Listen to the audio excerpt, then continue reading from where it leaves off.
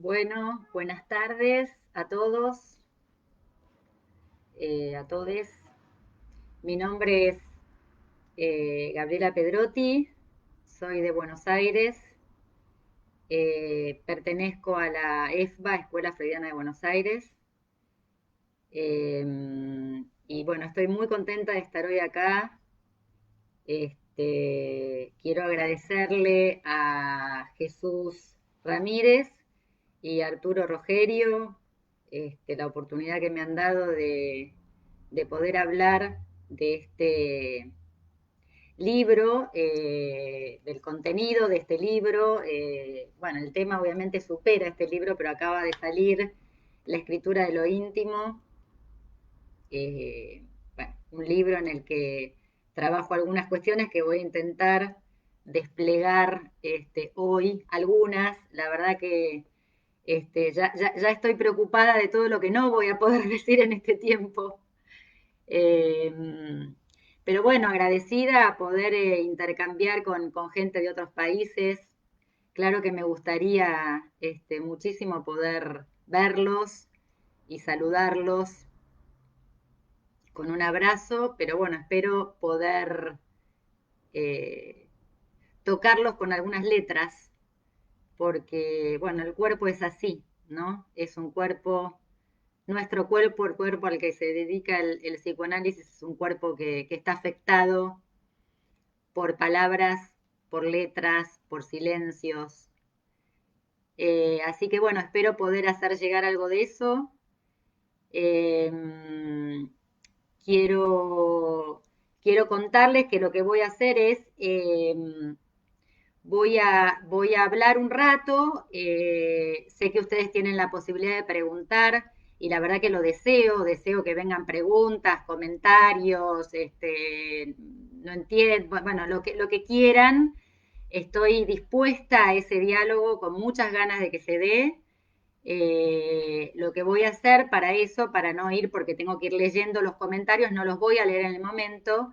Si los hubiera, lo que voy a hacer es, voy a hacer un corte, una escansión dentro de un ratito y después también al final. Entonces vamos a tener como dos oportunidades de dialogar.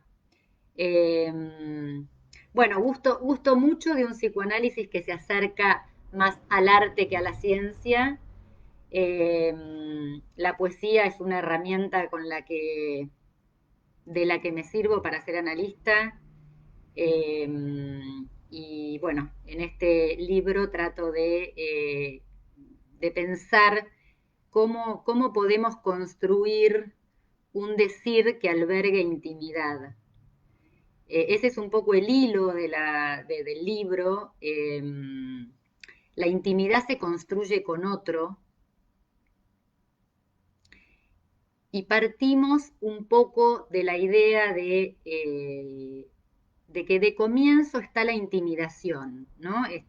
Este concepto que Freud llamaba el desvalimiento del sujeto humano, hace que dependamos de otro de inicio, ¿verdad? Entonces este desvalimiento genera que de entrada, podríamos decirlo así, estemos intimidados. Estamos intimidados por el otro, luego viene la escuela, los amigos, la sociedad, la cultura. Entonces, un poco el recorrido por distintos capítulos, que intentaré decir algo de alguno de ellos, no de todos, es cómo hacemos para desandar un poco esas intimidaciones que nos han dejado en una especie de decir anónimo o de repetir lo que nos han dado, lo que nos han enseñado, que por suerte también eso ha estado. Pero ¿cómo hacer para construir esa propia voz, ese propio decir, esa forma singular con la que cada uno tiene que poder hacer para sentir que la vida pasa por el cuerpo propio, por la voz propia, por la mirada propia? Entonces, les voy a leer un pequeño párrafo del libro. eh, para ir pensando esto que el psicoanálisis nos enseña. ¿Qué nos enseña el psicoanálisis? En principio, a leer y a escribir. Entonces vamos a tratar de pensar qué es esto de la lectura y la escritura, y cómo vamos haciendo con ello ese descubrimiento de ese espacio atópico, atemporal, que es lo íntimo. La lengua es el primer lugar de la desobediencia, donde ponemos a prueba nuestra fidelidad. El sujeto nace siempre infiel, desposeído del otro, resistiendo a la captura de lo ya sabido, para correr el riesgo de entregarse a vivir, al vacío que engendra lo inédito, a dejar de editarse del mismo modo. ¿Y no es esto, acaso, a lo que nos dedicamos los psicoanalistas? Pescadores de situaciones inéditas, devolvemos la lengua a la aventura de un juego cuyo tablero fue dado, pero por suerte, con el dado hay muchas chances. Entonces, ¿cómo le damos cauce a esas letras desparramadas en un análisis, letras que tocan el cuerpo, que lo han hecho sufrir por demás? ¿Cómo hacemos pasar esa experiencia? Nuria Amat, una pensadora española, dice que cada escritura es una lengua inventada. Entonces, ¿cómo hacemos para, si pensamos que todo nacimiento es un desgarro y que no nacemos solamente cuando nos dan nacimiento, que hay distintos momentos de la vida en los que podemos darnos nacimiento? Todo nacimiento es un desgarro porque es un desprendimiento de este otro, de ese otro que puede ser una persona, o de ese otro que pueden ser ideas, o de ese otro que pueden ser formaciones teóricas. Cuando podemos separarnos, siempre hay una herida. Como dice una amiga, Marcela Hospital, podemos en tal caso no saber o no poder hacer con el dolor, porque el dolor forma parte de nuestra existencia, pero sí podemos hacer algo con el sufrimiento. El dolor existe, forma parte de la vida, como dije antes, pero el sufrimiento tiene que ver con la forma que le podemos dar, el modo con el que podemos hacer, la vereda en la que nos paramos para que ese sufrimiento siga siendo tan intenso, menos intenso que lo que es. Entonces, de lo imposible de ser dicho, surge la escritura. La escritura acontece en el empuje que genera el decir cuando asume su ser no todo. No todo es posible de ser dicho, ¿no? Entonces, ya Freud hablaba, ¿no? Hablaba de la escritura que produce el inconsciente, el rebus, que la interpretación iba a buscar. Y Lacan lo que nos dice es que el inconsciente está estructurado como un lenguaje y en medio de su decir produce su propio escrito. O sea que para que se produzca ese escrito,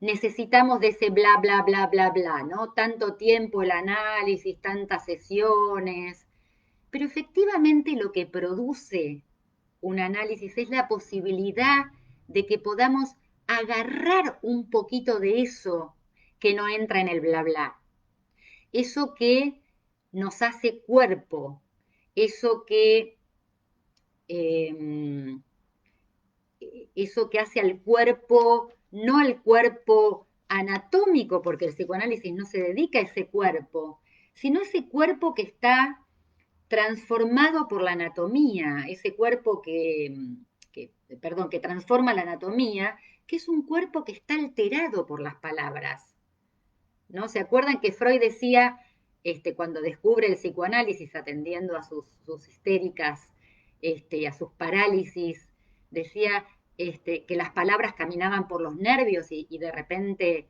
hacían que un brazo o una pierna quedara paralizada, ¿no? Cuando recibimos una mala noticia y nos quedamos sin voz, esto nos duele el estómago o nos quedamos sin aire, y se nos angosta la vida y nos queda apretada la vida cuando no podemos decir algo, ese cuerpo que se cierra. Entonces, ese cuerpo que no es el de la anatomía, ese es el cuerpo al que el psicoanálisis va a tratar de hacer decir lo que pueda decirse y describir ese sedimento, eso que queda de lo que no entra en el dicho. Lo escrito es un efecto de discurso que está determinado por nuestra sujeción al lenguaje. Y gracias a que está esta imposibilidad de introducir todo en el significante, por eso Lacan va a hablar de un aforismo que dice no hay relación sexual, en el sentido que no hay manera que entre cuerpo y palabra, que entre verdad y saber haya un enamoramiento, un calce perfecto. Siempre estamos un poco dislocados, a veces por demás alocados, cuando esto está demasiado distante y no logramos hacer pasar algo de eso que nos pasa. Para eso vamos a un analista. Todo lo que está escrito parte del hecho de que será siempre imposible describir, pero vamos a poder escribir gracias a lo que insiste en querer ser dicho. O sea que la escritura es esa insistencia de lo que no puede entrar en lo dicho. La función de lo escrito entonces se define por un lugar de borde a lo real. ¿Cómo leemos eso que alguien llega a nuestra consulta y uno podría decir percibe, pero en realidad llega, ¿no? Llega esa persona con letras que están calcinadas en los ojos, o esa piel que de repente expulsa la mano cuando la vamos a agarrar. Esas escrituras que están oxidadas en el cuerpo, fosilizadas en el cuerpo y hacen que alguien ande pesado, con la espalda doblada. Son escrituras que están en el cuerpo como esquirlas y vienen a pedirnos, vienen a un análisis, a veces sin poder formular siquiera la pregunta. Entonces, mi interés es de qué modo abordamos, cómo hacemos para abordar esa dolencia, ese dolor, eso que ha quedado detenido, eso que no se ha podido duelar, eso que alguien dice sin poder decirlo. Porque uno habla, por ejemplo, recuerdo un paciente que me hablaba, me contaba en su primera entrevista se había casado, y entonces él contaba de su boda y de su fiesta y de su casamiento. Y cuando está por terminar la entrevista, recuerdo haberle dicho, porque el tono, ¿no? Si bien él contaba de la fiesta y de su boda, el tono con el que contaba ese relato era tan triste que yo empecé a tener este registro a lo largo de la entrevista. Y entonces al final le digo que me parecía que él no había estado en esa boda, que había algo ahí que no había estado de él, que él estaba en esa tristeza. Por supuesto, cuando le dije esto, se larga a llorar y se abre todo otro capítulo. Y entonces ese relato, que podía ser un relato de esos que uno hace cuando uno habla de uno, está dislocado de lo que verdaderamente a uno le pasa, ¿no?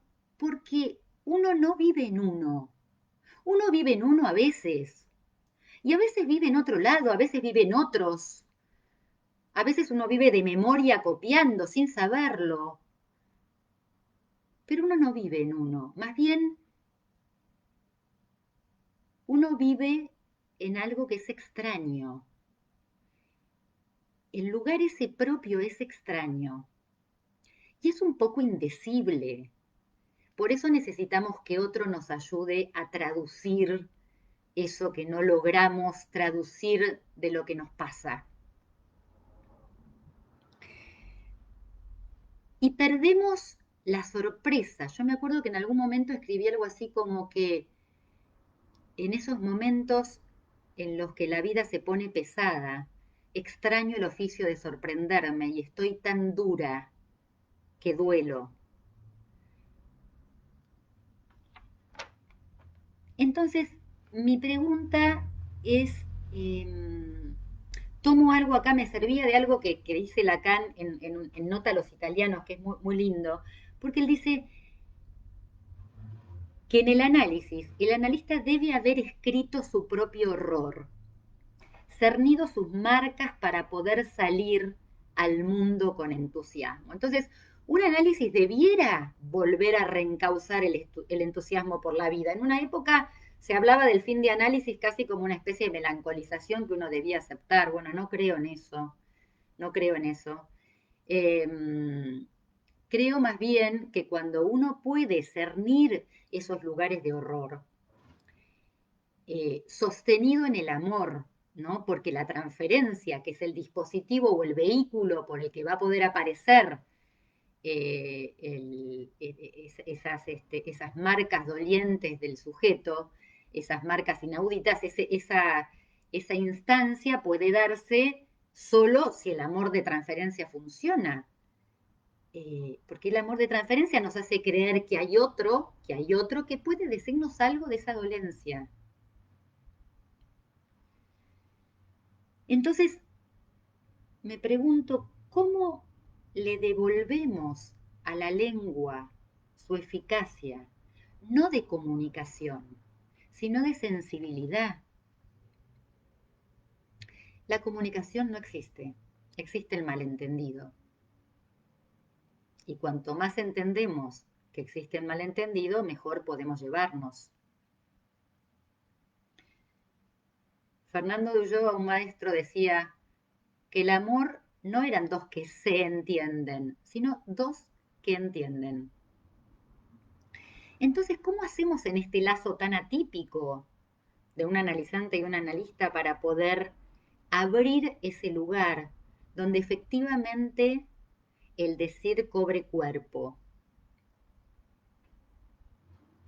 ¿Cómo devolverle entonces sensibilidad a ese decir? Una clínica que haga de la ternura ese gesto audaz de arrojarse a correr un riesgo, a correr un riesgo,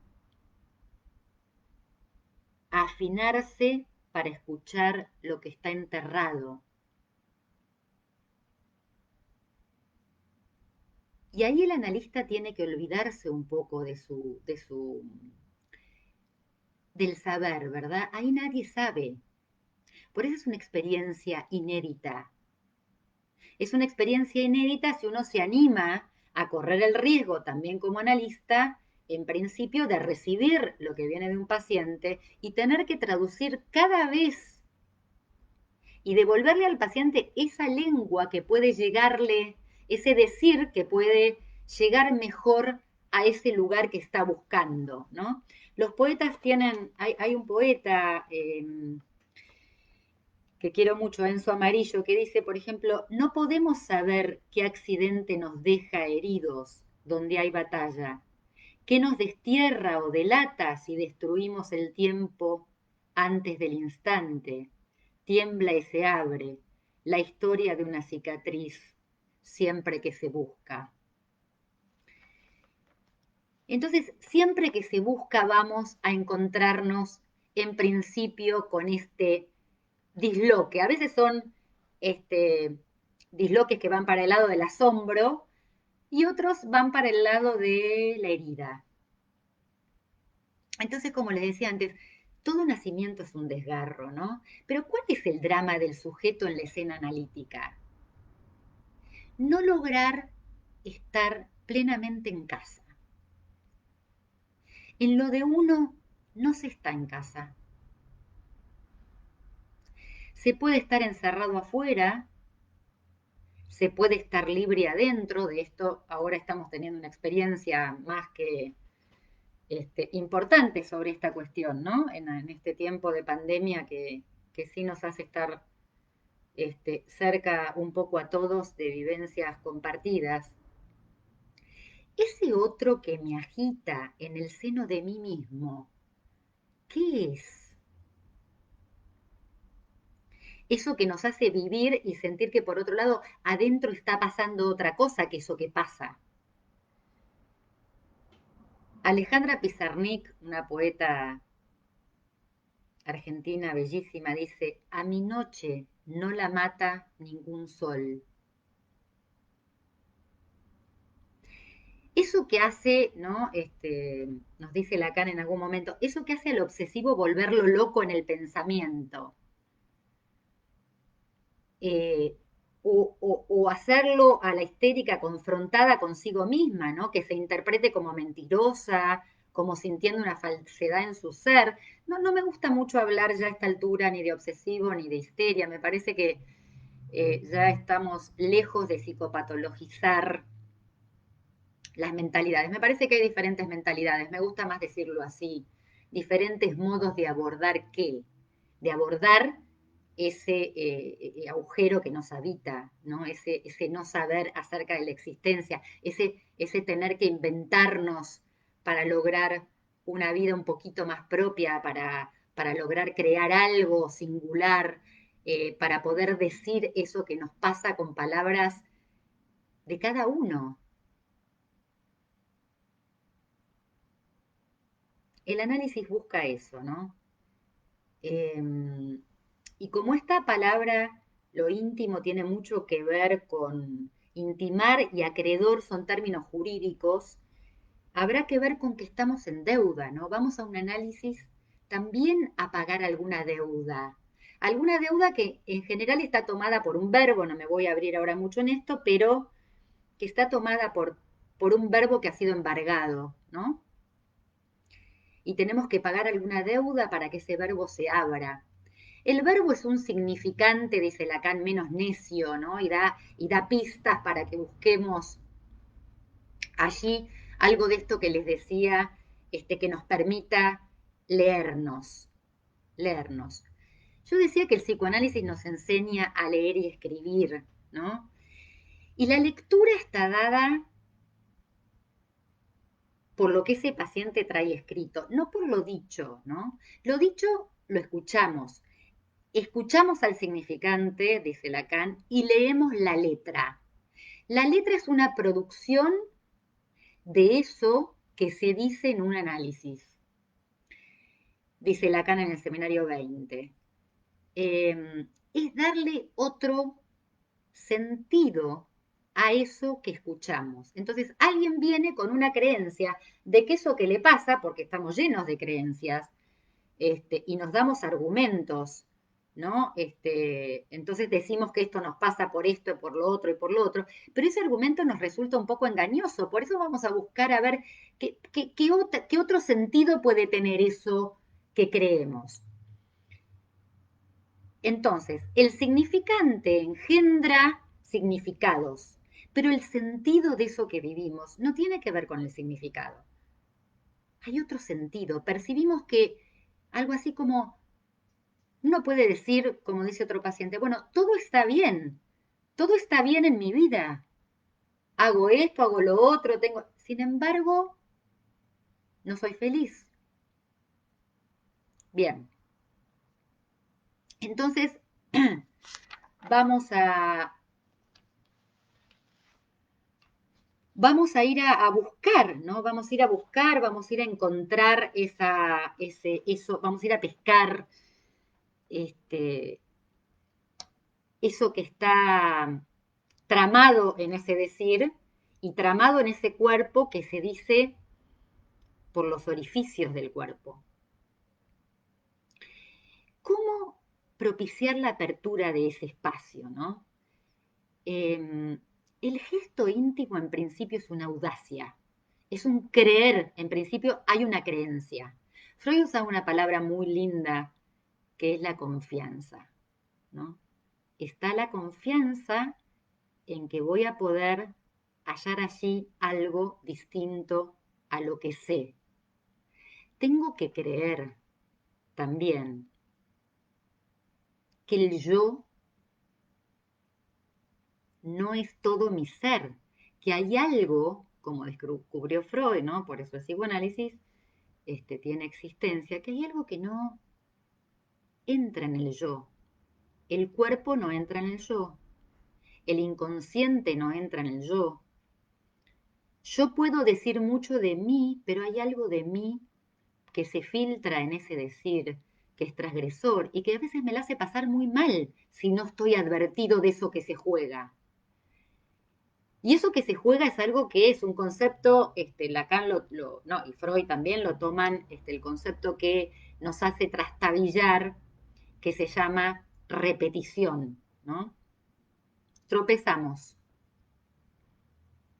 por suerte tropezamos, y en cada tropiezo tenemos la chance de decir, a ver, ¿qué pasó?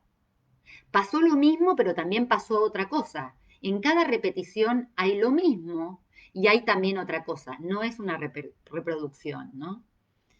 Entonces, yo le decía ese gesto íntimo, ¿no? Que implica una audacia. En lo íntimo descubrí que hay también un cambio en la temporalidad, ¿no? Lo íntimo puede ser ese instante eterno. Trabajamos con Nora Trostman un poco este tema, ¿no? La temporalidad cambia. Por ejemplo, vieron que cuando estamos angustiados, la temporalidad es eterna. El tiempo no pasa, estamos apresados en una eternidad o en una urgencia infinita, ¿no? Nos surge todo el tiempo, estamos que va a acontecer alguna tragedia en cualquier momento. Lo íntimo iría a contrapelo de esto, porque lo íntimo no se genera sin resistencia.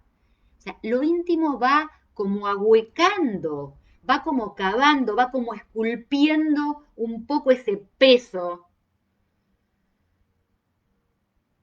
para dejarnos respirar un poco mejor, para darle existencia a esa vida que nos tiene aburridos, ensombrecidos, acostumbrados a lo mismo.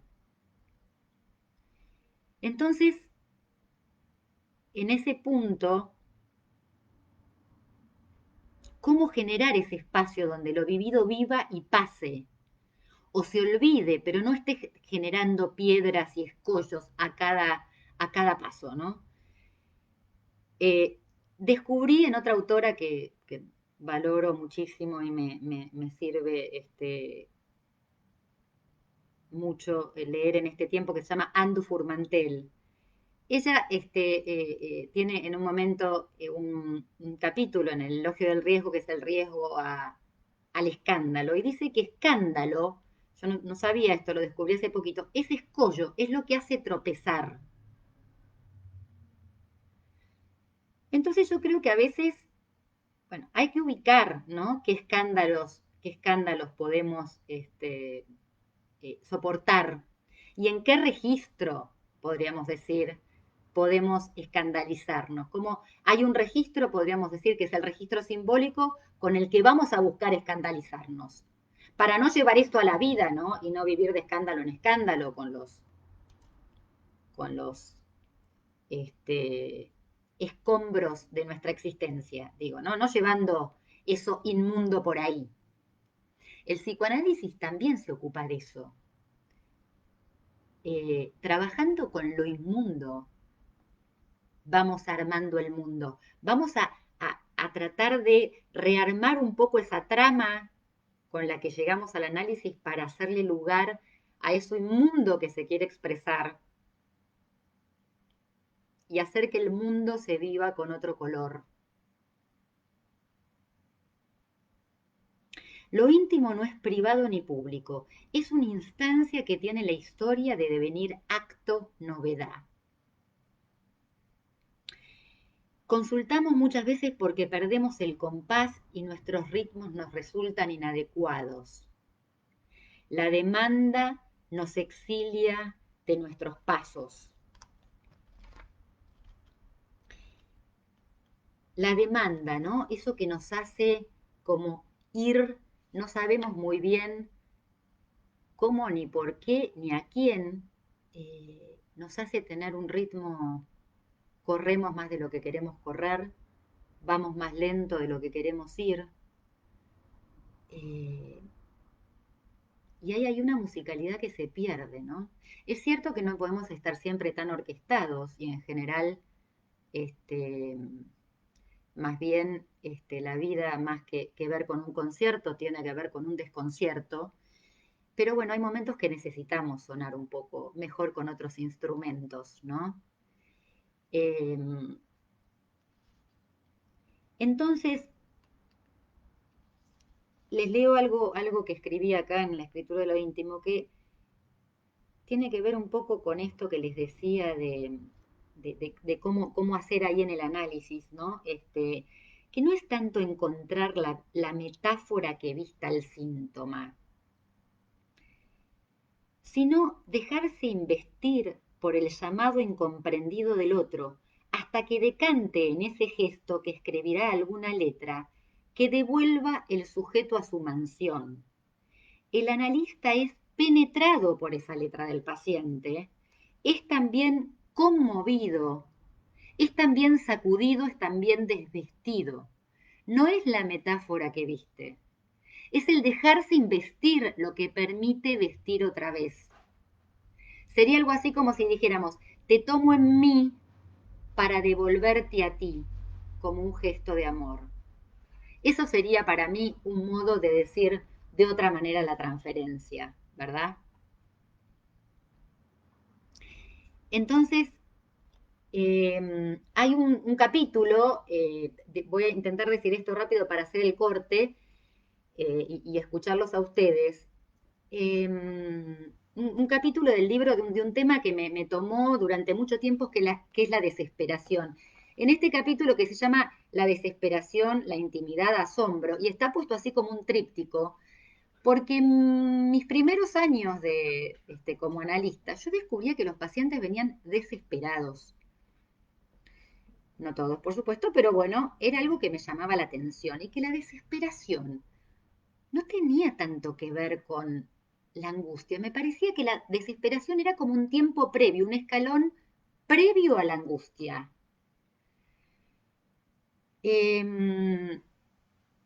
Entonces, digamos, que había algo que estaba acallado y que en ese sentido lo acallado se padece.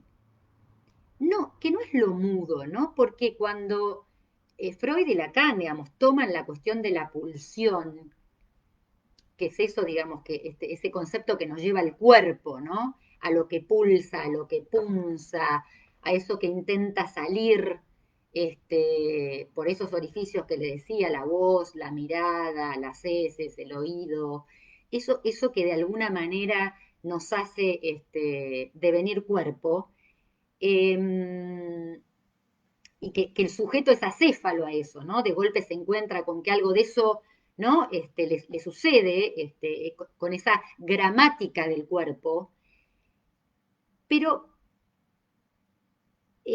sucede que lo acallado se padece, que no es lo mudo, como les decía, ¿no? Y que la desesperación no soporta eso mudo, no lo soporta, no soporta que haya algo que no pueda agarrar, ¿no? Y grita, el desesperado grita el avasallamiento de su intimidad.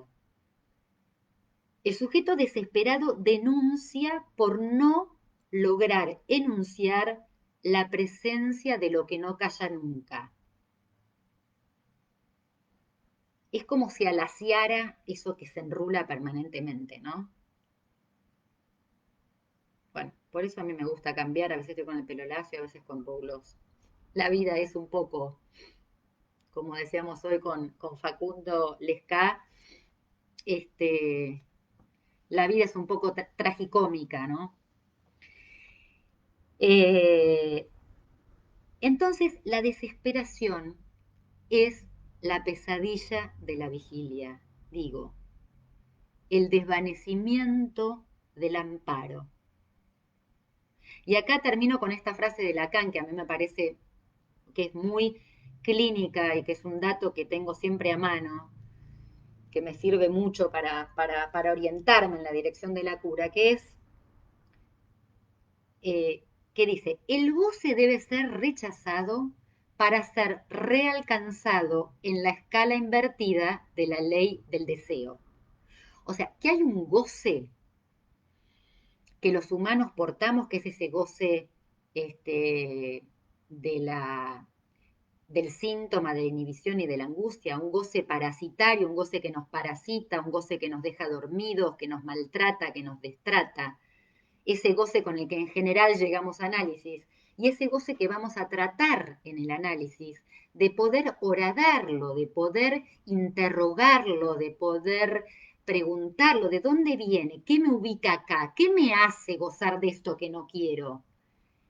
Aunque me hace responsable, por supuesto, de ese goce. Vamos a tratar en el análisis de que ese goce, porque bueno, por otro lado, es la sal de la vida, ¿no? Digamos, sin ese goce la vida no tendría mucho sentido, pero que ese goce se haga más amigo del deseo y que entonces gocemos un poco más de lo que deseamos. Bueno, eh, entonces interrumpo acá unos minutos, así puedo leer algunas de las cosas que van diciendo y dialogamos un ratito. A ver. Gracias, escuchamos el significante y leemos la letra, perfecto, es así. Lo íntimo es hermano de la ternura, entonces, lo íntimo, como lo pensás vos, tributa a esos que nos cuida, que nos acuna cuando hace falta y cuando es necesario nos alienta. Creo que sí, Marcela, yo creo que es así. Me parece que lo íntimo es uno de los nombres de la ternura, no tengo ninguna duda, no tengo ninguna duda, y que lo íntimo se va acabando cuando uno puede alejar la intimidación. Tanto sea del lado del analista, cuando uno deja de estar intimidado por lo que tiene que, ¿no? Y se deja tomar un poco más por el sufrimiento del otro, por el dolor del otro. Y entonces lo íntimo se anima a arrojarse a un inventarse. Por eso ahí el psicoanálisis está más cerca del arte. De qué modo puedo cuidar a este sujeto? A veces es un decir, a veces es un límite, pero para mí está cerca de la ternura, sí, una ternura que creo que se ha perdido en nombre de que el psicoanálisis se empezó a asemejar más al logos que a la poesía. Yo creo que en eso íntimo hacemos vivir el latido, ese latido que está o que está dormido o que está demasiado acelerado en la manía, ¿no? Y me parece que lo íntimo, eh, cuando logramos encontrar esa estofa con el otro, a mí me parece que nos volvemos un poquito los analistas parteros de una nueva vida, aunque sea por un rato. Eh, no todo goce ha de ser acotado en nuestro psicoanálisis. No, no, claro que no, no. Por eso decía recién, eh,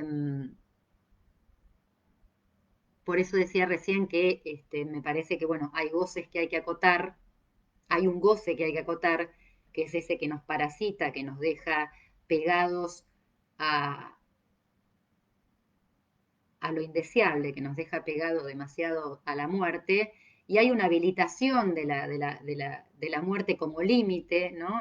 Cuando esa muerte como castración simbólica le pone un borde a un deseo y lo vehiculiza, ¿no? En ese sentido, creo que, bueno, que por ahí vamos, ¿no? Por ahí vamos cuando decía que el sujeto desesperado está escondido en su denuncia,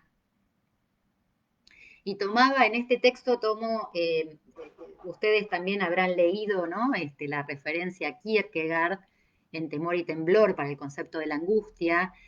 Yo me acuerdo que este tiempo fui a leer un tratado que tiene Kierkegaard sobre la desesperación. Eh, Porque si pensamos en tal caso que el desesperado no se anotició de que está encerrado, eh, en cambio en la angustia, como dice Lacan, el angustiado es aquel que está advertido de que hay una salida, advertido de que puede haber libertad, pero todavía no la encontró. Entonces, es en esa advertencia que surge la angustia, ¿no? Estamos advertidos de que podemos salir, pero no sabemos todavía cómo es esa salida, ¿verdad?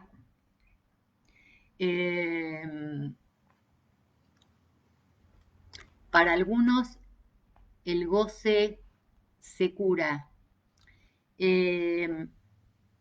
No hay, no, el goce, el goce está y el goce remite al cuerpo, o sea, si no hay goce, podemos decir no hay cuerpo, entonces el goce siempre está, el asunto es cómo vehiculizamos, decía, o cómo hacemos para que el goce esté más en relación al deseo, ¿verdad? Y no a alguna demanda del otro, ¿no? Por ejemplo, recuerdo a un chiquito una vez, un chiquito de 14 años que comía familia tana, muy tana, y él comía siempre, bueno, los domingos se comían las pastas, parece que la madre hacía pastas más seguido que los domingos, digamos, y él estaba realmente con muchos kilos de más cuando vino la consulta, y empezaba un secundario en el que, bueno, había una intensa actividad deportiva, y él quería entrar en ese grupo, ¿no? En ese grupo nuevo, y entonces se veía en el brete de que iba a tener que dejar de comer tanta pasta chuta de la mama. Entonces, claro, digamos, para entrar en tal caso a ese otro lugar, podríamos decir, a un otro goce que empezaba a querer, ¿no? Él decía querer pertenecer ahora a este grupo y querer disfrutar, bueno, de que las chicas lo mirasen y demás. Ahora, para poder acceder a eso, a ese deseo, tiene que dejar un goce, ¿no? Tiene que perder el goce de comer lo que la mamá le da y la comida de mamá. No hay manera sino. Entonces, hay una pérdida de goce para volver a anudar ese otro goce al deseo. Entonces, en tu libro decís, dice Valeria, somos inquilinos en nuestra propia lengua, de la cual cada tanto podemos sentirnos propietarios por un rato. Esto, digo, yo le encuentro cercanía con estas vueltas de alienación y separación que se dan en el transcurso de un análisis. Tal cual, tal cual. Buenísimo, Vale. La verdad que tengo tantas citas para leer del libro, buenísimo que la traigas, pero es así, como, digamos, la lengua nos habita y nos hace creer que somos propietarios, pero no somos propietarios de la lengua, no tenemos patria sobre la lengua, solo en algunos momentos logramos hacer con la lengua algo, ¿no? Logramos crearla esa lengua, como dice Nuria Mat, logramos hacer que esa lengua nos invente un poco, ¿no? Y nos diga de un otro modo que como la dijeron otros, ¿no? Eh, nos haga ser, ¿no? Porque no es que la lengua en ese punto nos hace decirnos de otro modo y sentirnos de otro modo. ¿Eh? Eh, Empecé a escribir poesía cuando retomé el análisis. Me hace muy bien. Yo creo que empecé por el análisis. ¿Qué opina? Hola Daniel, ¿cómo te va? Eh, a mí me parece buenísimo que hayas eh, no entiendo muy bien si, que bueno, que me parece que empezaste el análisis y empezaste a escribir poesía. Yo creo que en el análisis, independientemente del gusto por la poesía, de hecho ahora voy a eso, de que uno escriba poesía, en el análisis, dice Lacan, se despliega un poema, se despliega un poema que nos habita a todos y que no sabemos quién es el autor, a veces logramos arribar un poco a esa autoría cuando, cuando avanzamos en el análisis, ¿no? Somos poema, no poetas, somos poema. Entonces me parece que, vieron que cuando, por ejemplo, la poesía en general, ¿en qué tiempo surge? Si habláramos de un tiempo cronológico, en general es en la adolescencia que se empieza a escribir poesía, porque es el tiempo en que podemos empezar como a trastocar esa lengua, que no es el idioma, ¿no? La lengua es otra cosa, es eso que nos han transmitido y nos lo han transmitido con la sexualidad en juego, quiero decir, cuando nuestras madres acudieron con su función materna, nuestras madres o quien haya ocupado ese lugar hoy por hoy, no, cualquiera que haya ocupado ese lugar de asistirnos y se haya hecho cargo de descifrar esos mensajes que de niño necesitamos nos descifren para atendernos, esa lengua ha sido transmitida con palabras y con cuerpo, con sexualidad. Los padres transmiten la sexualidad. Y en esa sexualidad nos transmiten lo que no va a ser propio, lo que nunca va a poder ser propio. Porque la sexualidad es eso inapropiado. Es lo que hace al lenguaje inapropiado. El lenguaje es inapropiado. Cuando hay un capítulo que se llama Lenguaje inapropiado en el libro, que surgió porque en un momento yo mirando Netflix, eh, estaba haciendo zapping, buscando algo para ver, y de golpe encuentro arriba, ¿no? A la izquierda dice lenguaje inapropiado. Yo digo, lenguaje inapropiado. ¿Y hay algún lenguaje apropiado? ¿Uno puede apropiarse del lenguaje? Sí, algunos lo hicieron, qué sé yo. Hitler, por ejemplo, creía que podía apropiarse del lenguaje y del otro. Y tantos otros fundamentalistas que no vale la pena nombrar. En fin, cuando uno no se apropia del lenguaje, uno no hay duda que le puede hacer lugar al otro. Si no, no hay lugar para el otro. Entonces, en esa apropiación, en ese lenguaje inapropiado, descubro, ¿no? Cuando me quedo mirando, dice contenido sexual. Claro, el lenguaje inapropiado es el que tiene contenido sexual. Ahora, sin contenido sexual, la vida sería lo que le da en tal caso vida a la vida es eso sexual. Pero como lo sexual es ese límite que no va a entrar absolutamente en nuestro decir, como decía antes, que más bien nos interrumpe, tiene que ver con eso que se llama real en el psicoanálisis, vamos a poder abordarlo hasta ahí. Ahora, sigo leyendo un poquito más y después, ¿por qué el odio más allá de la relación especular no estaría en relación a la intimidad? ¿Por qué el odio más allá de la relación especular no estaría en relación a la intimidad? Yo creo que el odio, yo creo que el odio está en relación a la intimidación. Me parece que cuando uno está intimidado, cuando uno está gobernado, cuando uno está tomado, cuando uno está chupado, cuando uno está por demás, a mí me parece que no tengo lugar, digamos, para el otro en tanto semejante, en tanto prójimo. Entonces, el odio es para mí algo contrario a lo íntimo, no lo veo, digamos, de la mano de lo íntimo, no, no. Me parece que no se trata de un dualismo logos o poesía, sino más bien no pensar el logos como ratio, razón, sino como palabra, decir en el sentido más griego ontológico y no latino como racionalidad.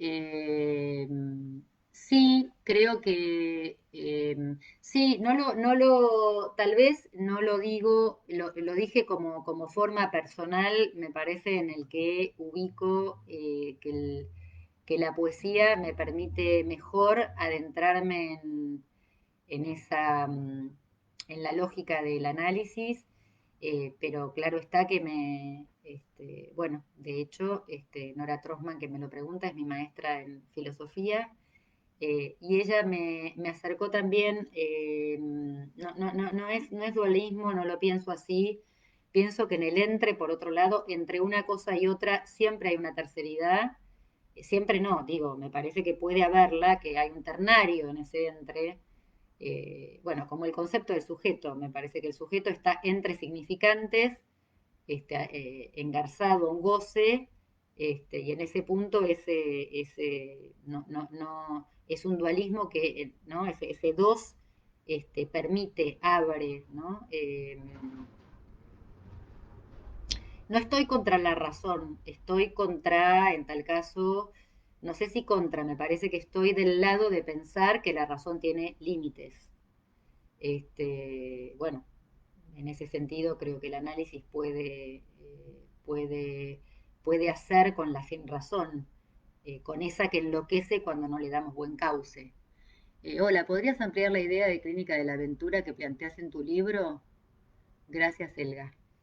Eh, Sí, voy a ir, mira, por ahí te respondo, Elga,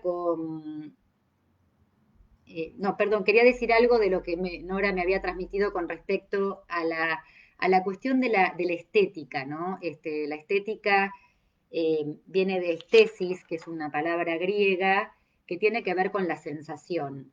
Entonces, me parece que hay una lógica estética en el análisis que tiene que ver con el bien decir, lograr decir bien eso que nos hace mal.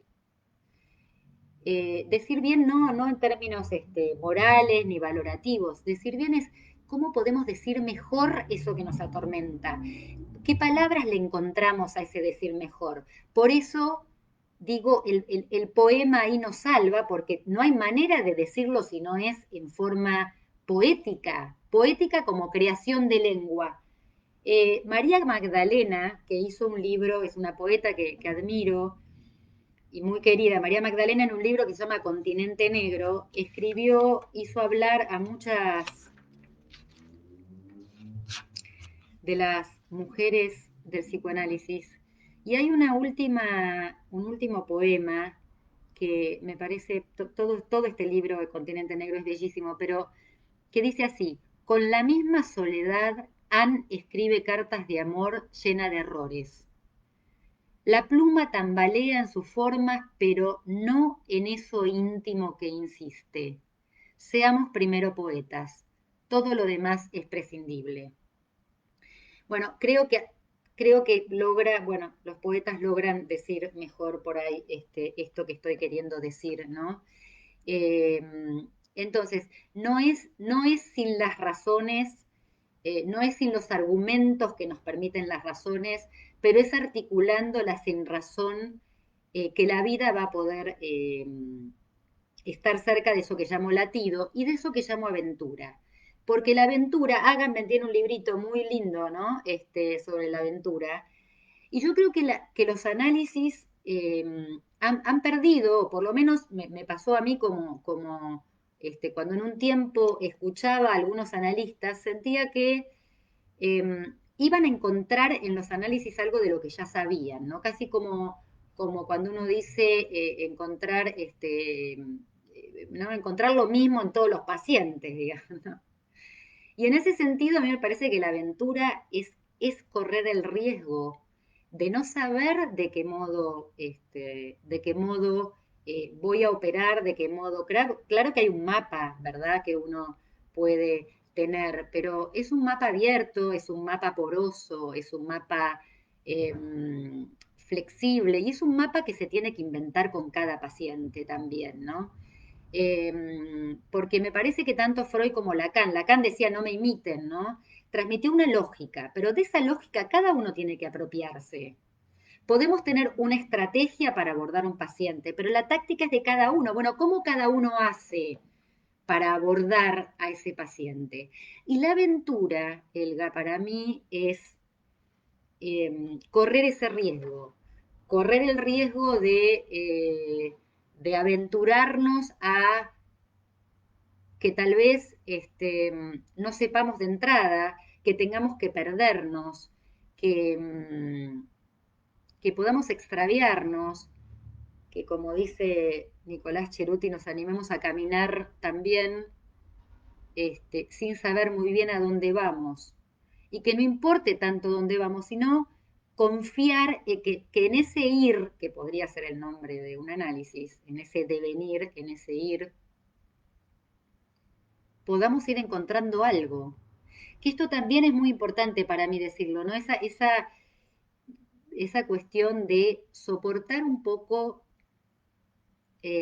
soportar la falta, pero me gusta, yo necesito inventarlo eso de otro modo, digamos como eh, no hacer de esa falta insuficiencia, ¿no? Ricardo Rodríguez Ponte, que fue uno de mis últimos maestros en psicoanálisis, él hablaba de la clínica del déficit y decía que muchas veces escuchamos casos, ¿no? Y decimos, no, bueno, no puedo decir nada porque no tengo suficiente material o no se puede escuchar del todo el caso porque no hay suficiente material. Nunca hay suficiente material, nunca.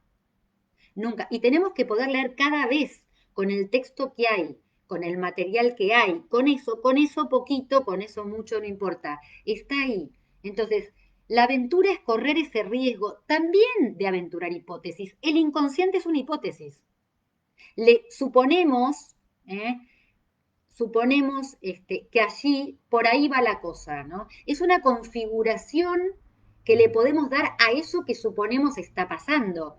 La podemos pegar, ¿no? Iremos construyendo, iremos esculpiendo. Me gusta más bueno, Freud de hecho decía, ¿no? Que el psicoanálisis iba más por vía di levare que por vía di porre, más que por la pintura, por la escultura. Me gusta pensar esa idea de que vamos como cavando, ¿no? En el cuerpo esos pesares y vamos armando, eh, vamos generando agujeros que sean también agujeros que habiendo como expulsado ese goce o habiendo como retirado ese goce maldito, ese goce maldicho, ¿no? Esos goces que nos habitan malditos, podamos tener a lo íntimo como lugar también de resistencia, como lugar de resistencia y de potencia. Lo íntimo como lugar de resistencia y de potencia. Les voy a leer un pequeño fragmento que está en el capítulo de lo íntimo, que tomé del libro de Simenón, eh, donde van a ver qué hermoso dice él, es un autor belga, cómo dice él, cuenta con una historia, ese, esa posibilidad de armar un íntimo ahí donde parece que nada puede armarse. Se los leo. Se llama, está en su libro El tren, y dice así: 10 de mayo de 1940. La historia fatalmente es simple. Un hombre, su mujer, su hija toman el tren, valija en mano. Como todos los demás, en masa o más bien en rebaño, dejan su pequeña ciudad del norte de Francia. En la estación el éxodo es masivo. El hombre se encuentra solo en un vagón apestado. Hay allí una mujer también sola, sin equipaje. No se sabe ni dónde ni cómo ha subido a ese vagón. Una mirada se detiene en ella, unos fragmentos de frases intercambiadas y, en primer lugar, una botella vacía recogida del suelo, y que él le ofrece para que ella la llene de agua en una parada. Poco a poco, de instante en instante, prudentemente, sinuosamente, se acercan. Él solo sabrá de ella que acaba de salir de prisión, que partió deprisa esa mañana con los demás, sin haber tenido tiempo de llevarse nada. No llegará a saber más. Espera, no se sabe a dónde va. El tren se detiene, vuelve a partir. Nunca se sabe a dónde va. Varias veces el tren es bombardeado, pero vuelve a arrancar, pasan por pequeñas estaciones desconocidas. Luego, cuando llega la noche, cada cual debe buscarse un rincón para dormir en el vagón superpoblado, campamento sórdido. La escena es propia de todos los éxodos, promiscuidad sofocante de los cuerpos amontonados y, sin embargo, un comienzo de vida se organiza. Él se acuesta al lado de ella, en la oscuridad, se da vuelta sobre ella, y con un gesto nítido, no brutal, que ella consiente, la penetra. Bueno, yo tomé este fragmento de este texto para pensar un poco cómo lo íntimo implica de alguna manera una penetración, un penetrar para abrir allí, para emplazar allí una intimidad. Lo íntimo entonces como potencia, pero también como resistencia, al avasallamiento tal vez del odio, al avasallamiento del poder, lo íntimo también como ese lugar que resiste. Ahí decía que no se vive en uno, que lo propio es lo extraño. Se vive en ese lugar que es también como hablaba ayer María Malusardi tomando algo de Celan, no sé si lo escuché ayer o ¿no? Como lo inescribible, ese poema que sangra, ¿no? Ir detrás de las palabras para ser, pero para eso requerimos de ese tiempo. Lacan lo llama interpenetración y tiene toda una cuestión que, bueno, hoy no da para hablar en relación al encuentro con lo íntimo, ¿no? A ese lugar que se interpenetra para poder encontrarse con eso extraño y que eso extraño no acose. En general pasa que cuando escuchamos lo extraño, lo vivimos, que es esa alteridad. La alteridad contiene, ¿no? Lo alter contiene lo enemigo. Alteritis es la palabra, ¿no? Esa intimidad, esa alteridad, que puede ser amiga o enemiga, ¿no? También de acuerdo a las historias que se han tenido. Eh, entonces, bueno, decía que estábamos con la cuestión a ver bueno, que en esa cuestión de intimidad, ¿cómo hacemos para soportar la lengua del otro y no dominarla? Ustedes saben que fue un ejercicio que, bueno, los conquistadores han hecho de eso un ejercicio muy, ¿no? Apropiarse de la lengua es apropiarse del territorio del otro. Bueno, nosotros haríamos lo contrario, ¿cómo devolverle esa lengua al otro? Entonces, soportar lo hétero, la alteridad, el otro que no soy yo, que el otro entre en clave vecina y no enemiga, dependerá de ese encuentro. Aquí se emparenta con la poesía, que no es solo sentido, sino efecto de agujero, nos dice Lacan, ¿no? La poesía no es solo sentido, sino efecto de agujero, ¿no?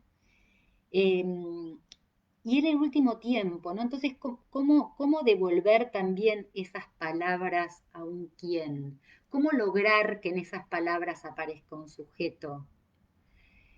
¿Cómo lograr que ese sujeto se enlace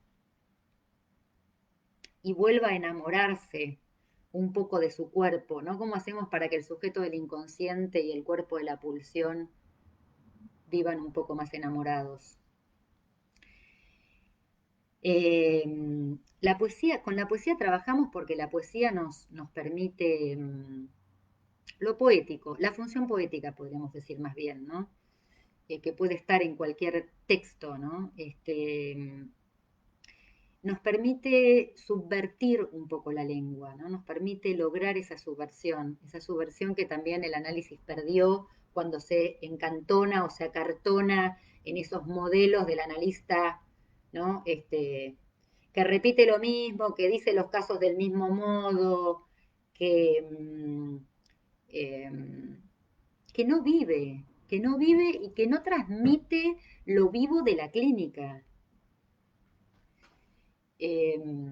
Eso me aburre profundamente y no entiendo, por otro lado, cómo se puede estar, porque uno no es analista, ¿no? Uno está analista a veces, cuando lo logra, ¿no? Me gusta más decirlo así. Uno no es analista, uno está analista a veces, ¿no? Cuando nos permiten también ponernos en ese lugar. Sartre decía que el poeta no se sirve de las palabras, sino que las sirve, ¿no? Entonces, bueno, ¿cómo servimos a las palabras para que puedan decirnos otra cosa?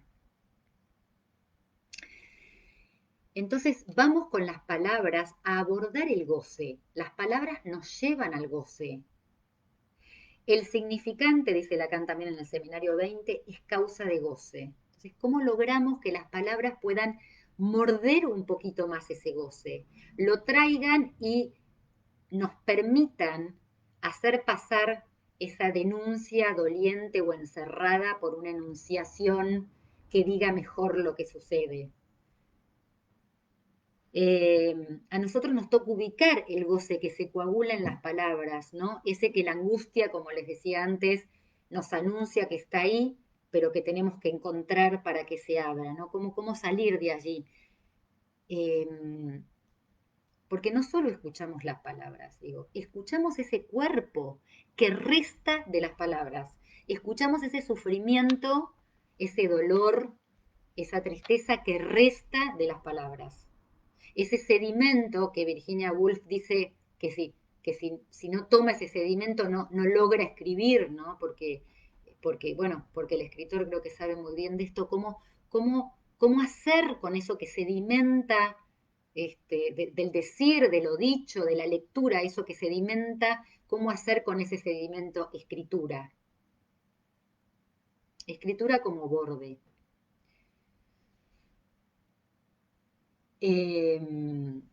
Entonces, estábamos con la poesía, ese poema que se escribe, ¿no? Que mantiene, que nos permite también mantener unidos al sonido y al sentido.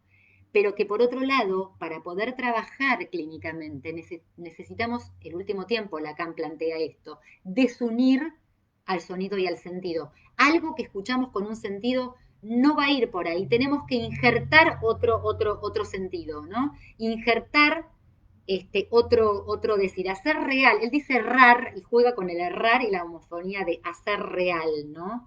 Errar eso que se dice desde un sentido para producir otro real, ¿no? Para ir en busca de otro real. Siempre que se escribe por primera vez, ¿no? Para mí la reescritura es siempre una escritura y, y hay que entender también que siempre en cada escritura hay un resto, hay algo que no se logra escribir. Cuanto más soportamos eso que no se logra decir, eso que me tenía preocupada hoy a la mañana cuando decía no voy a poder decir todo, claro que no. Uno lo sabe, pero igual cuesta no soportar que hay algo que no va a pasar, que elijo, hasta ahí elijo que pase algo porque tampoco sé qué va a pasar de todo esto que estoy diciendo. Algo pasará, otras cosas no pasarán y a otras habré renunciado conscientemente de que pasen. Pero es con ese resto que voy a seguir escribiendo. Es con el resto de esto que digo que voy a seguir pensando. Es con ese resto que en ustedes seguramente espero haya llegado y que con eso que vuelve pueda también seguir escribiendo. No hay forma de eximirse de la imposibilidad de querer ser uno, pero sí hay forma de desplegar esa imposibilidad de distinta manera. Podemos desplegar esa imposibilidad de diferentes maneras. Hay armaduras significantes que no solo adormecen, sino, como les decía antes, entristecen. Para Lacan, quien no decía bien permanecía en la tristeza como una falta moral antiética. Y decir mal qué, ese goce que camina por la lengua. El poema hace hospitalaria la diferencia. A mí me gusta mucho una metáfora que dice algo así como que en el análisis, me gusta pensarlo así, que el analista ayuda a crear con el paciente ese obrador, ¿no? Como en las obras en construcción, que está mientras se va armando la obra, y cuando la obra está hecha, el obrador se retira. Vemos la obra, nos vemos al obrador. Ese es un concepto que trabajo para pensar el síntoma. Esa también hay otro lugar que no quiero dejar y ya estoy media pasada con el tiempo, de decir en un texto que se llama Mujeres, en un texto que forma parte del libro, que se llama Mujeres entre el amor y el horror. Decir de ese lugar que para mí comporta lo femenino en relación y la función materna en relación a que no hay el pasaje de lo íntimo.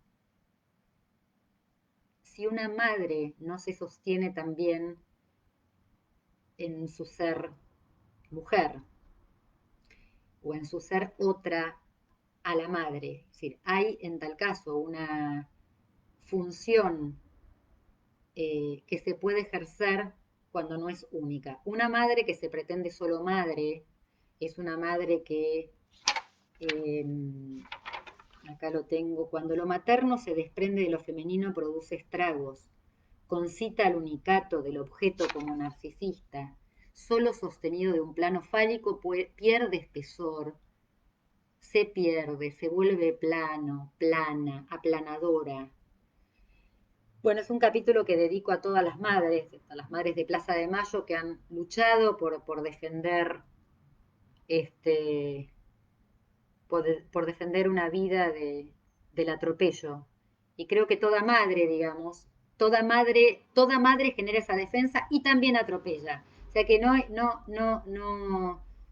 no planteo una visión romántica de esto, pero sí la posibilidad de que podamos encontrar que hay una báscula ahí difícil, ¿no? Entre lo materno y lo femenino en relación a la castración. Eh, bueno, en ese sentido, eh, bueno, tenía más cosas para leerles con respecto a eso, pero déjenme a ver si lo encuentro acá. Eh,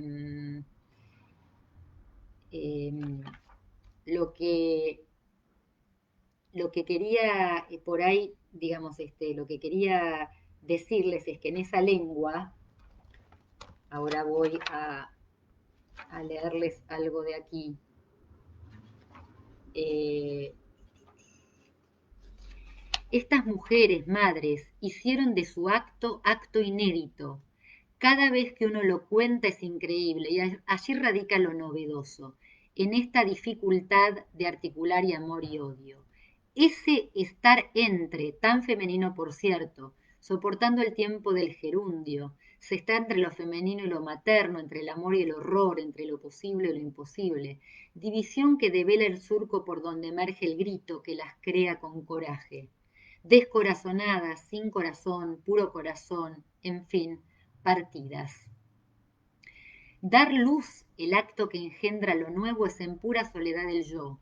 Pero es mi hipótesis que el otro semejante puede ayudar a parirnos, dejándonos de un lado o del otro, de acuerdo a cómo allí se ha hecho pasar lo extraño por vía del amor. Entonces, no me acuerdo quién preguntaba esto hace un rato, pero a mí me parece que el semejante ayuda a parir también el que lo extraño pueda ser fuente de confianza o pueda ser enemigo. Bueno, tengo mucho más para decir. Voy a terminar con un relato con el que termina el libro. Muchas cosas quedaron pendientes. Ojalá nos podamos volver a encontrar. Yo termino el libro con un relato, ¿no? De un maestro, porque a mí creo que a todos, por suerte sigo encontrando maestros y maestras que me ayudan a seguir pensando. Este, y en este libro le hago un particular agradecimiento a quien fue mi maestro de escultura. Durante muchos años me dediqué también a este oficio de... no me dediqué al oficio, digamos, me vi llamada por la escultura. eh, y entonces resulta que él me enseñó algo que fue para mí una enseñanza inolvidable, que se las cuento ahora. Ese último capítulo del libro se llama El hueso, así termina, llegando al hueso. Eh, Llegando tal vez al objeto A, decían analistas amigos. Y el relato es el siguiente, yo me acerco a verlo a Leo Vinci, a este gran escultor argentino, y resulta que me da me dice, bueno, dibuja este hueso. Y me da un hueso, un fémur de una vaca, corta el papel madera, esos que había antes en los almacenes, me pone, yo le digo, yo no sé dibujar, le digo, ¿no? Yo quería ir directamente a la masa, amasar, a mí me gusta amasar, la arcilla, las palabras. Entonces, eh, me pongo a dibujar y entonces hago ese hueso, el dibujo de ese hueso queda ahí, y entonces él me dice, ¿qué te parece, Gaby? Y le digo, em, está perfecto, pero no tiene vida. El hueso estaba perfecto, pero yo sentía que ese hueso no me decía nada. Y entonces él me dice, ¿sabes por qué? Porque lo hiciste de afuera para adentro. Pensaste en la forma de afuera y te olvidaste del adentro. El adentro es un vacío. Si te ubicas en el vacío, la forma va a venir sola. En ese momento sentí un vértigo absoluto de que no iba a poder hacerlo de otra manera. Y finalmente el hueso se dibujó. Independientemente de mi intención, el hueso se dibujó. Y como dice Marguerite Duras, dejo que las relaciones se armen sin mi consentimiento. Así que bueno, voy a dejar acá, espero relacionarme ahora con las palabras de ustedes y que conversemos un ratito. A ver, espera, a ver. Viví un analista propicia el encuentro con lo posible de decir de lo íntimo de un analizante, como efectivamente lo hace la poesía que permite expresar solo una parte de la intimidad. Serían momentos de intimidad, cierres y aperturas. Bueno, Vivi Redondo, sí, Vivi, yo creo que es tal cual, ¿no? ¿Por qué? Bueno, si no sería suponer también que la vida es solo poesía, ¿no? No me parece que sea esa la situación. Me gusta que pensarlo como esa cuestión de apertura y cierre, ¿no? Y por ahí si lo pensáramos en la clínica psicoanalítica, ese poema viene cerrado, ¿no? Ese poema que dice Lacan se va desplegando a lo largo del análisis, que es un solo poema, ese poema que va encontrando su autor de vez en cuando, ¿no? En esos momentos de apertura, y que se pierde cuando se encierra, cuando está apretado en esos momentos de sufrimiento. Hay una frase muy linda que me salió a escribir, a veces uno no sabe quién escribe en uno, pero que me salió a escribir en el libro que dice, la lengua está seca cuando encalla en sufrimiento. Y creo que es esto lo que decís. Sí, creo que son momentos de apertura y cierre. Gracias, Vivi. Ludmila, uno está analista a veces, linda manera de expresarlo. Sí, Ludmi, sí, también una frase, Ludmila Hobler, es una manera que tenía Ulloa de decir, y a mí me encantaba eso, ¿no? Porque él decía, uno está analista cuando haya otro que lo solicita, ¿no?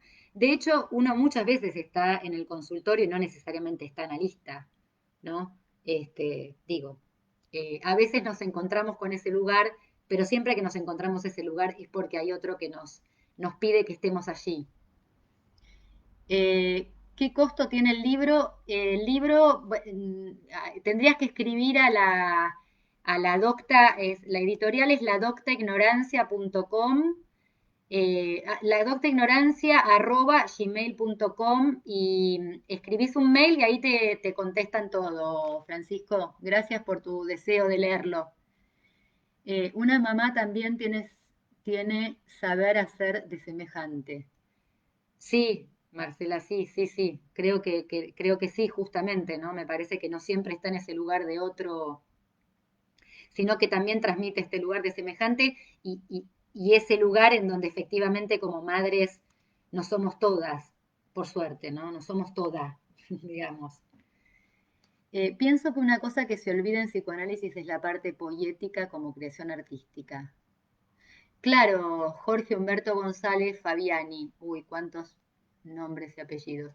Sí, sí, se olvida, por eso digo, se olvida que la función poética, o la poiesis, es parte del trabajo con el lenguaje, ¿no? Quiero decir que en el punto donde podemos encontrar formas diferentes de decir y formas únicas de decir, ¿no? Porque este es el punto, ¿cómo encuentro mi forma? ¿Cómo hago ahí que devenga eh, poética ese decir de un goce que arrasa, ese goce maldito, el goce que nos hirió, que nos lastimó, que siempre por otro lado está, ¿no? Porque lo que pasa es que muchas veces hacemos de ese goce, el goce neurótico busca, el neurótico, ¿no? Digamos, busca, llevamos todo al terreno de la impotencia, ¿no? Cuando debemos encontrarnos con la imposibilidad y no con la impotencia. Hay cosas imposibles y con ese imposible, como dije antes, cuando ese imposible está, podemos escribir también. Ahora, ese imposible lo abordamos y lo abordamos poéticamente, sí. Sí, creo que sí. Si se olvida, no hay análisis. Lacan habla y dice en algún momento que la interpretación debe ser poética, pero en este sentido, ¿no? Que la interpretación no cierra. La interpretación no es una respuesta. La interpretación es como algo así como le pasa a un pintor que dice este color va acá y de golpe es un impacto, ¿no? Es un efecto que abre, ¿no? Como Pollock, decía Yarma Luzardi, ¿no? ¿no? Que larga y hay ahí en estos este, pintores no figurativos, ¿no? De golpe logra un efecto, como lo logra Duchamp también en sus instalaciones, ¿no? Producir un efecto, eso lo logra la poesía, producir un efecto. Un placer escucharte, muy bello decir como el de Ando Furmantel. Ay, gracias, Pamela, es un piropazo. Es un piropazo recibir eso. Muchísimas gracias, muchísimas gracias. Interesante la idea de escribir el resto, Mavi. Sí, sí, sí. Yo creo que siempre el resto está, ¿no? Uno no logra nunca eh, esa escritura, como no se escribe la relación sexual, tampoco ese resto se escribe, pero, pero con ese resto vamos pudiendo avanzar, no es sin ese resto. Y si nos olvidamos de ese resto, eh, producimos horror, nos deshumanizamos. Es soportando ese resto que es diferencia, que avanzamos. Bueno, vamos dejando acá. Muchísimas gracias por haber estado, muchísimas gracias por escuchar. Eh, bueno, si algo les llegó del libro, espero que lo lean. Les dejo mi mail para el que quiera conectarse también conmigo, es magapedrotti con doble T @yahoo.com.ar. Vuelvo a agradecer a Jesús y a Arturo por posibilitarme estar hoy acá y sobre todo por conjugar lo extranjero, la palabra del otro, y hacer que podamos también revivir los cuerpos en este tiempo a través de tocarnos un poco, como dije al principio, con las palabras. Gracias a todos por estar ahí, a ustedes en particular, y bueno, nos estaremos viendo en algún otro momento.